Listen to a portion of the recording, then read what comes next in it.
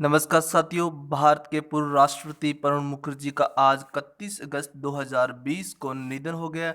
भगवान उनकी आत्मा को शांति प्रदान करे। प्रणब मुखर्जी के जीवन परिचय के बारे में इस वीडियो में अध्ययन करेंगे। आप इस वीडियो को लास्ट तक देखते रहिए। भारत की आज़ादी के बाद सन 1950 में जब संविधान लागू हुआ, उसके बाद देश में एक राष्ट्रपति का चुनाव होने लगा। भारत में अभी तक 14 राष्ट्रपति सत्ता में आ चुके हैं और 13वें राष्ट्रपति के रूप में महामहिम प्रणब मुखर्जी के विराजमान रहे थे और सन 2012 से 2018 तक इस पद पर वे गरिमा बनाए हुए थे। प्रणब मुखर्जी भारत के राष्ट्रपति बनने से पहले मनमोहन सिंह की सरकार में वित्त मंत्री थे। प्रणब मुखर्जी भारत के आर्थिक मामलों, संसदीय कार्य, बुनियादी सुविधाएं और सुरक्षा समिति में विशिष्ट नेता रहे हैं। उन्होंने विश्व व्यापार संगठन में भारतीय विशिष्ट पहचान प्राधिकरण क्षेत्र में भी कार्य किया था, जिसके अनुभव उन्हें भारत की राजनीतिक सफर में बहुत काम आया। और पिछले साल इन्हें तत्कालीन राष्ट्रपति रामनाथ कोविंद जी द्वारा भारत रत्न से सम्मानित कब किया गया था? कब किया गया था? सन 2019 में किया गया था सम्मानित। आइए जानते हैं प्रणब मुखर्जी के कुछ रोचक जीवन के पहलुओं के बारे में। प्रणब मुखर्जी का जीवन परिचय है तो कर्मा जीवन परिचय की बात करें तो पूरा नाम है प्रणब मुखर्जी। अन्य नाम है प्रणब मुखर्जी का अन्य नाम है फोल्टू परवंडा। और धर्म प्रणब मुखर्जी का बंगाली और जाति है प्रणब मुखर्जी की बंगाली। और जन्म कब हुआ था? प्रणब मुखर्जी का जन्म हुआ था 11 दिसंबर 1935 में हुआ था। और जन्म स्थान की बात करें तो मिराती है, जो पश्चिम बंगाल कहाँ पर है? भारत, इंडिया के अंदर है। उम्र है लगभग 83-84 वर्ष है। और राष्ट्रीय है भारतीय। और गृह नगरी की बात करें तो मिरात कहाँ पर है? पश्चिम बंगाल है, भारत के अंदर स्थित है। तो राजनीतिक बात करें तो राजनीतिक किस पार्टी से थे? तो प्रणब मुखर्जी थे कांग्रेस की पार्टी से थे। और विवाहित की स्थिति की बात करें तो विवाहित थे।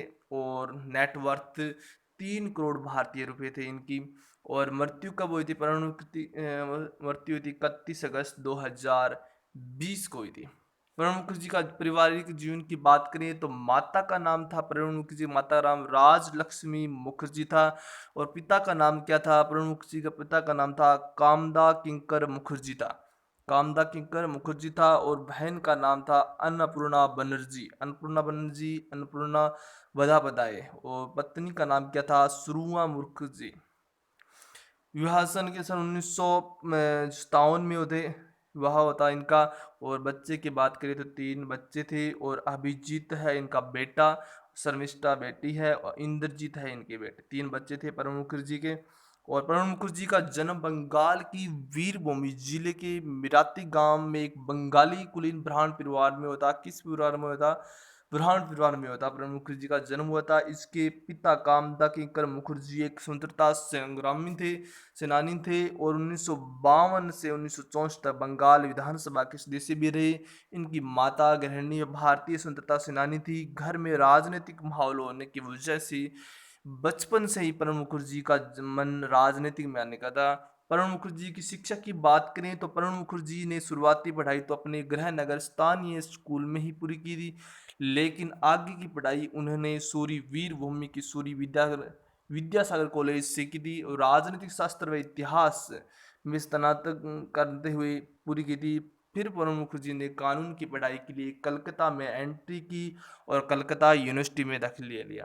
प्रणब मुखर्जी की करियर व राजनीतिक सफर की बात करें तो अपने करियर की शुरुआत प्रणब मुखर्जी ने पोस्ट एंड टेलीग्राफ ऑफिस से की थी, जहां वे क्लर्क थे। सन 1963 में विद्यानगर कॉलेज में वे राजनीतिक शास्त्र के प्रोफेसर बन गए थे। और साथ ही देश डाक में पत्रकार के रूप में कार्य करने लगे थे। प्रणब मुखर्जी की राजनीतिक सफर की शुरुआत सन 1969 में की थी और वे कांग्रेस का टिकट प्राप्त कर राज्यसभा के सदस्य बन गए थे। प्रणब मुखर्जी कब बने थे? राज्यसभा के सदस्य बने थे सन 1969 में। और 4 बार वे इस पद के लिए चयनित हुए थे। वे थोड़े ही समय में इंदिरा जी के चहेते बन गए थे। सन 1973 में इंदिरा जी के कार्यकाल के दौरान और वे औद्योगिक विकास मंत्रालय में उप मंत्री बन गए।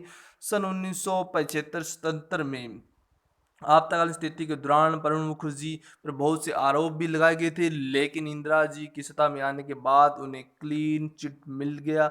इंदिरा गांधी जी के प्रधानमंत्री कार्यकाल के दौरान प्रणब मुखर्जी सन 1982 से 1984 तक वित्त मंत्री के विराजमान रहे थे, पद पर विराजमान रहे थे।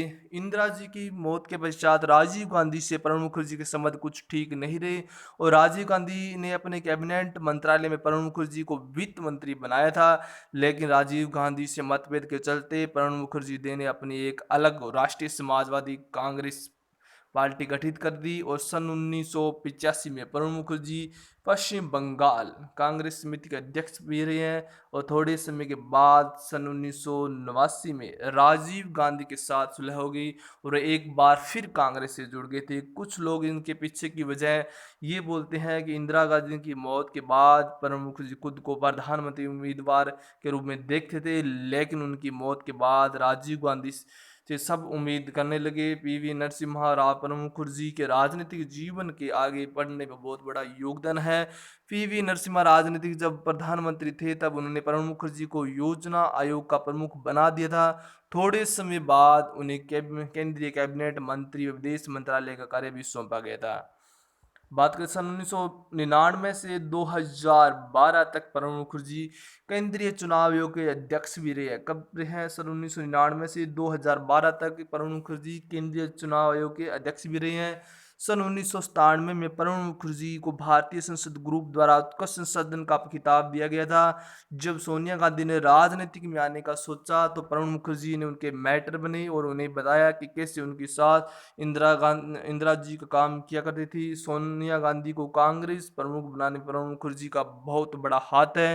राजनीति के सारे दाव पेच सोनिया को प्रणब मुखर्जी ने ही सिखाए थे। प्रणब मुखर्जी के परामर्श के बिना सोनिया जी कुछ नहीं करती थी। सन 2004 में प्रणब मुखर्जी ने जंगीपुर से चुनाव लड़ा और जीत की हासिल की, लोकसभा सदस्य बन गए। इसके साथ ही कांग्रेस पार्टी के नेतृत्व में यूपीए बनी। प्रधानमंत्री पद को छोड़कर वे रक्षा मंत्री, विदेश मंत्री, वित्त मंत्री व लोकसभा में पार्टी के नेता के रूप में सराहनीय काम किया। इसी दौरान मनमोहन सिंह जी को प्रधानमंत्री बनाया गया था। कहते हैं कि अगर उस समय प्रणब मुखर्जी को भारतीय प्रधानमंत्री बनाया जाता तो आज देश का विकास के चरण में बहुत आगे होता। प्रणब मुखर्जी मनमोहन सिंह जी के बाद कांग्रेस के दूसरे बड़े नेता थे। प्रणब मुखर्जी को कांग्रेस पार्टी का संकट मोचक भी कहा जाता है। कांग्रेस की डूबती हुई नैया को प्रणब मुखर्जी ने कई बार किनारे लगाया। सन 1985 से प्रणब जी ने पश्चिम बंगाल कांग्रेस समिति का अध्यक्ष रहे। सन 2010 में उन्होंने किसी भी मतभेद के चलते उन्होंने इस पद से इस्तीफा दे दिया।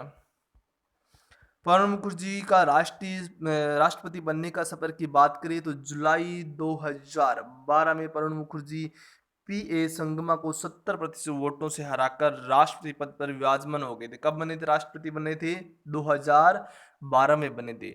ये पहले बंगाली थे जो राष्ट्रपति बन गए थे। प्रणब मुखर्जी ने गांधी परिवार को करीबी से देखा, तब उसका इंदिरा गांधी से काफी करीबी रिश्ता था, जबकि राजीव गांधी के साथ उनके रिश्ते कभी अच्छे नहीं रहे। इसके बावजूद उनकी सोनिया गांधी से प्रणब जी ने अच्छे संबंध रखे और राजनीतिक जीवन में उनका साथ दिया। प्रणब मुखर्जी का राष्ट्रीय स्तर बनने का सफर आसान नहीं रहा। उन्होंने काफी उतार चढ़ाव का सामना करना पड़ा। प्रणब जी ने अपने जीवन के 40 साल भारतीय राजनीति को दिए, जो एक महत्वपूर्ण योगदान है। उम्र के इस पड़ाव में आकर जहां लोग हार मान जाते हैं, आपा खो बैठते हैं, वही प्रणब मुखर्जी ने स्वयं धैर्य अपने राजनीतिक जीवन को एक दिशा प्रदान की और आज इस मुकाम पर आज पहुंचे हैं कि प्रणब जी कांग्रेस के मजबूत धरोहर है, जिसे कांग्रेस कभी भी नहीं खोना चाहिए। प्रणब मुखर्जी की संभाव की बात करें तो प्रणब मुखर्जी को पढ़ने, लिखने, बागवानी और संगीत का बहुत शौक था। उनके द्वारा लिखी गई किताबें कौन कौन सी? सन 1969 में उसने किताब लिखी थी, प्रणब मुखर्जी ने लिखी थी, मिड टर्म पॉलिसन नाम से। सन 1984 में imaging dimensions of Indian economics. सन 1987 में off the attraction, saga of the struggle and sacrifice. सन 1992 में चैलेंज बिफोर द नेशन। सन 2014 में बुक लिखी थी the dramatic decade the days of Indira Gandhi years. तो प्रणब मुखर्जी को मिले अवार्ड की बात करें तो अब तक कितने अवार्ड मिल चुके हैं भारत के पूर्व राष्ट्रपति प्रणब मुखर्जी को? सन 2019 में यानी पिछले साल प्रणब मुखर्जी को भारत रत्न रत्न पुरस्कार से नवाजा गया था। इसके पहले उन्होंने अपने जीवन में कई अवार्ड हासिल की है, जो कि इस प्रकार है। सन 2008 में देश के दूसरे बड़े सम्मान पद्मश्री से सम्मानित किया गया था। कब किया गया था? पद्मश्री से सम्मानित 2008 में। और सन 2010 में वरुण जी को एक रिसर्च के बाद finance minister of the year for Asia के लिए अवार्ड दिया गया था। सन 2011 में ग्वालियर हैमिल्टन विश्वविद्यालय द्वारा प्रणब मुखर्जी को डॉक्टरेट की उपाधि से सम्मानित किया गया था। प्रणब मुखर्जी विदेश में भी उपलब्धि प्राप्त करने वाले व्यक्ति बन गए थे।